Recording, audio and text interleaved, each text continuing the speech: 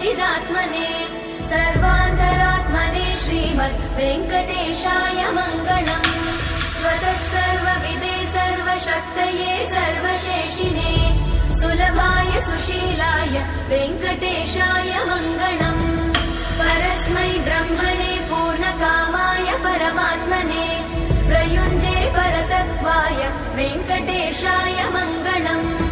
आकालतत्त्वमशान्तमात्मनामनुपश्यताम् अतृप्त्यमृतरूपाय वेङ्कटेशाय मङ्गलम्। प्रायस्वचरणौ पुंसां शरण्यत्वेन पाणिना कृपया दिशते श्रीमद् वेङ्कटेशाय मङ्गलम्।